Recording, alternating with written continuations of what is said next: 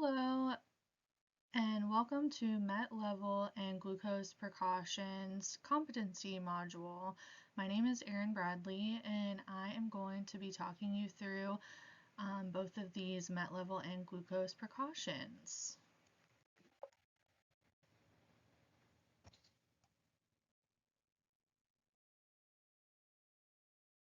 Okay, so I have listed for you some objectives that by the end of this module, I would like for you to be able to understand. You can go ahead and read through them, but they just have to do with hopefully giving you a better understanding of MET levels and glucose precautions. Okay, so let's get into it. So what are MET levels exactly? MET stands for metabolic equivalent. This is a measurement that assists in measuring the amount of energy a person requires or utilizes to complete a task. MET levels specifically measure the oxygen per kilogram of body weight, and MET equals the amount of oxygen that is consumed while sitting at rest. This last point below is the equation for configuring a MET level. You generally will not need to understand how to perform the equation. Typically, the MET level that the physician wants the patient to stay within will be within the chart. So you typically don't have to worry about that, but I just wanted to put it on here so that you could understand how to perform the equation if needed. So, what is the purpose of these MET levels? Like I mentioned previously, they can be used in an acute care setting. They can also be utilized in cardiac rehab. They are levels that are going to help you determine what activities or interventions are appropriate for your patient to perform during an OT session. And finally, they are a guideline that can prevent cardiac output overload from occurring during physical activity. Okay, so let's talk about the population that you're going to use these MET levels with. So, MET levels are typically used on cardiac patients who have any of these following diseases. They can also be used with patients who have had recent cardiac surgery, such as a CABG. You're also going to see MET levels utilized with pulmonary patients. And by pulmonary patients, I mean patients who have any of the following diseases listed below. Okay, so how do we categorize MET levels? As you can see here, there are 3 different categories of MET levels. They are categorized as light, moderate, or vigorous. I've also put a number associated with each category, and in the next few slides I'm going to give you examples of what various MET levels look like. So this is your first MET level. It can be from 1.0 to 2.0. It is considered the first light MET level. And I have listed below some ADLs and IADLs examples of what patients who need to adhere to this level, what they would look like when they're completing these tasks. So you can go ahead and pause the video and look through all these different examples. This next slide that I have provided for you is the MET levels 2 to 3. This is another light MET level, and here are some other examples of what AADLs and IADLs should look like when the patient is performing them. And now we're moving on to our moderate MET levels. Again, I've listed examples for you here for what ADLs and IADLs should look like when the patient is performing them. Some of these examples include bathing while standing, and bed making or mopping. This is the next example of MET levels 4 to 5. These are considered moderate to vigorous MET levels, and these are examples of what ADLs and IADLs look like in this category. Here we are at MET level 6. This is considered a vigorous MET level. Examples for what ADLs and IADLs look like are listed below. Finally, we're at our last MET level, and this is 6.0 to 7.0. This is the last vigorous MET level. And here are the examples that I've given for you. Okay, so I wanted to mention and kind of go through what the OT process looks like when you're referring to MET levels. So the first place that you're going to see MET levels at is while you're performing your chart review and evaluation. I've listed some examples here of what you need to think about when you're going through your chart review and evaluation of a patient who has cardiac and pulmonary disorders and need to adhere to certain MET levels. I've also listed how you would incorporate MET levels into the intervention process, and you can read through those. Okay, I wanted to go over what reduced cardiovascular endurance looks like. I think this is important to understand when you're dealing with people who need to adhere to MET level precautions, because if they are experiencing any of the following symptoms that I've listed on here, you're going to want to either reevaluate what you're doing with your patient during your treatment session, or you're going to want to stop your treatment session altogether. So review what these signs and symptoms look like and understand that if you see something like this happening with your patient, you're going to want to stop treatment and notify your nurse and reevaluate what kinds of interventions you're doing with the patient, because this might indicate that they're either going out of their MET level, or something else is going on with them that needs to be addressed. So, like I was mentioning before, if your patient is experiencing reduced cardiovascular endurance, or if they are exhibiting any of these resting vital signs, you are going to want to hold treatment with your patient. So I want you to review these vital signs.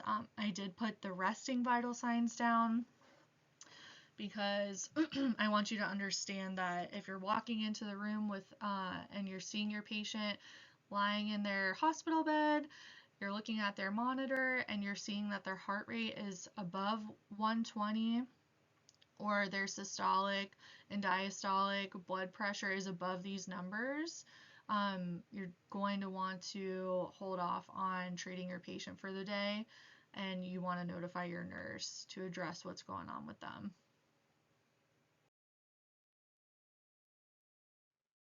So I wanted to talk a little bit more about the intervention process for these patients. I have listed below some examples of task modifications that you can do with your patients to help them better participate in ADLs and IADLs and adhere to that MET level that they need to stick to during rehab. I've also listed some energy conservation ideas regarding what you can implement with these types of patients.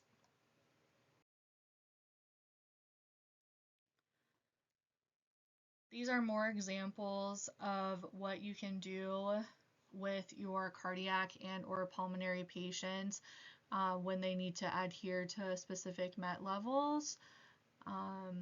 You can go ahead and read through them, but I wanted to emphasize the fact that education is important here, And I think it's important to teach your patients how to monitor their vital signs, um, when to implement energy conservation techniques, and help them better understand warning signs that they may be exhibiting if they do start to exhibit a reduced cardiovascular endurance.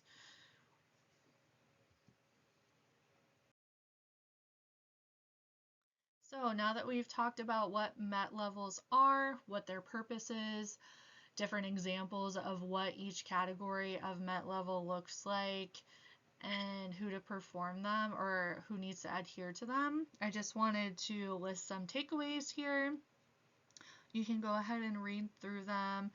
Um, but I just wanted you to understand that people who do have to adhere to specific MET levels are typically very sick patients. It's important to understand that their progress is going to be slow, and you want to emphasize or incorporate interventions that will involve modifying their environment, tasks, and also educating them as to what they need to be aware of with their own body and what they can do to help them better participate in ADLs and IADLs that they want to participate in. Okay, moving on to glucose precautions. So, what is glucose? Glucose is the source of energy for aerobic activities. It is essential for homeostasis within your body. Glucose does have to be regulated by certain organs within your body to maintain that homeostasis. And below, I have listed just some of those organs that help regulate that glucose level. So go ahead and read through those. Again, these are just a couple examples. Okay, so there are two types of diseases that have issues with regulating their blood glucose level. This is type 1 diabetes and type 2 diabetes. Type 1 diabetes is where your body does not create any insulin. So another way to explain this type of disease is insulin-dependent diabetes mellitus. This type 1 diabetes is associated with genetic and environmental factors. It's usually diagnosed in children, but it can be diagnosed in the older adult. It's also considered an autoimmune disorder because the cells destroy other cells in the pancreas, which causes an insulin deficiency. Type 2 diabetes. This is also considered or also called non-insulin dependent diabetes mellitus. This is where your body can make insulin, but your body is resistant to reabsorption of insulin, which results in an increase of your blood glucose level. Type 2 diabetes is also associated with obesity and other genetic conditions, and it typically presents in adulthood. All right, so let's go over these glucose levels. Let me get all these in here. Okay, so what's normal versus abnormal? Hypo, or low blood glucose, is associated with a blood glucose level of 70 or less. Hyper, or a high blood glucose level, is associated with a blood glucose level of 150 or above. Your resting blood glucose level should be between 100 and 119.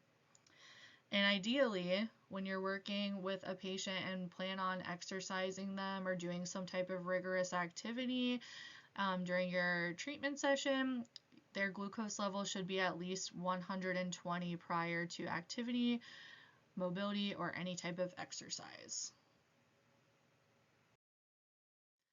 I wanted to go over some medications that people who have diabetes usually take to manage their blood glucose level, so let's go through them. You have oral medications that help regulate your blood glucose level, and you also have insulin. This is often given to patients subcutaneously or in an injection that goes right underneath the skin.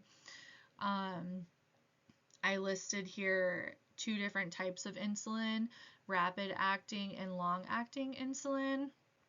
I won't go into the details as to how they work, but they it's kind of self-explanatory based off of how they are categorized. So I wanted to list here just some names that are most common forms of medications that people who have diabetes take to help them regulate their blood glucose level. And this is going to be important for you to understand when you're doing your chart review with these types of patients, just so you can see how they regulate their blood glucose level typically outside of an acute setting. Okay, so now we're going to go over the effects of hyperglycemia or high blood glucose levels. And I'm going to explain to you why it's important to monitor these. So, going over the effects of hyperglycemia or increased blood glucose levels, type 1 or type 2 diabetes can experience high glucose levels. And if their blood glucose level is not controlled, it can lead to any of the following clinical manifestations. So you can go ahead and read through them. I think it's important to understand what hyperglycemia looks like so that you can better treat your patients and understand when you need to hold treatment or not.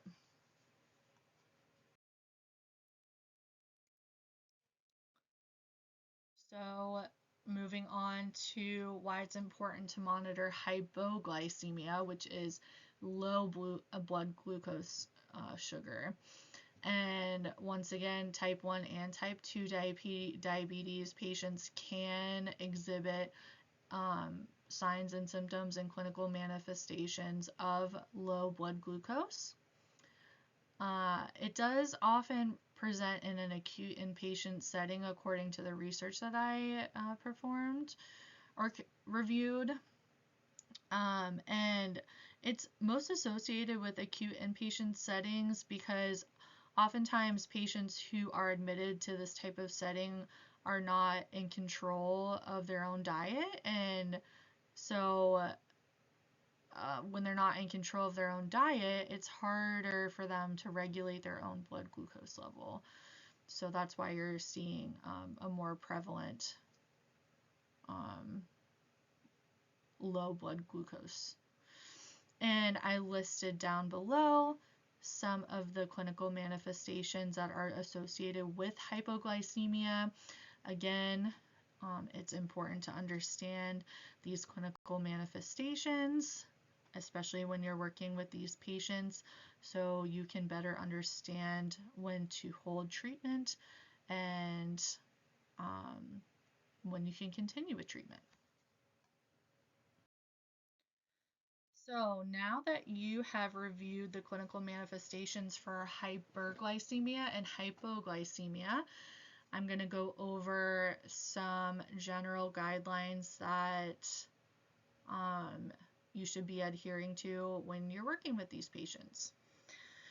So, if you walk into a room with a patient and you reviewed their blood glucose level right before you walked in, and it says that their blood glucose level is 250 or higher prior to exercise, you are going to want to begin exercise or start your treatment plan, and you want to recheck their blood glucose level. If after 15 minutes of them participating in their OT treatment session and their blood glucose, you recheck it and their blood glucose level rises, you want to stop treatment and notify the nurse immediately. If their blood glucose level drops, it is okay to continue with the treatment session, but you want to continue to rechecking that blood glucose level every 15 minutes until it's below 250. When are you going to absolutely not work with this patient? So you are going to hold off on treatment if your patient's blood glucose level is above 250 prior to exercise, or this is meant to say that this is meaning that if it's like in the 400s or 500s. If their blood glucose level is at an extreme level like that, you're definitely not going to want to work with your patient. This could mean that they have ketones, which could lead to a whole other set of problems, and you want to go ahead and notify the nurse immediately, and you just don't want to work with that patient for the day. Okay, so we just talked about what to do if your patient is hyperglycemic. Now we're going to talk about what to do with your patient if they are hypoglycemic. So according to the American Diabetes Association, they recommend that physical activity should not be performed if a blood glucose level is less than 100.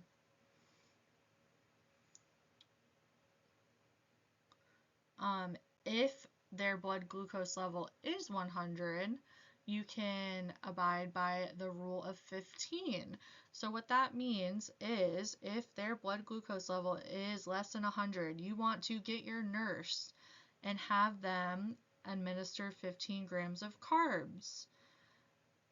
You're then going to want to wait 15 minutes and recheck their blood glucose level. If their blood glucose level is 120 or higher, you are okay to proceed with your OT treatment session. However, if it is below 120, you are not going to work with that patient. You're going to let your nurse know that you're going to go ahead and hold that treatment for the day, and they can then be responsible for continuing to monitor that blood glucose level for your patient. Okay, so glucose takeaways. So we've talked a lot about what glucose does, what population has trouble regulating their glucose levels, um, how it presents if they have hyperglycemia versus hypoglycemia, and when to hold treatment. So I just wanted you to understand how hypoglycemia versus hyperglycemia presents. And I want you to understand when to hold that treatment. Okay, so go ahead and you can pause the video and review any of the things that you feel like you need to review.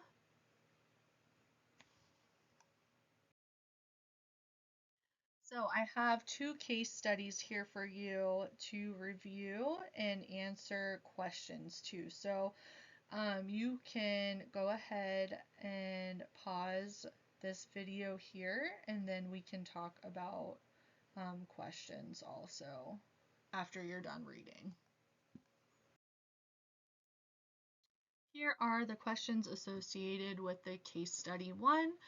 Go ahead and pause this video now, and you can read through these questions and answer them.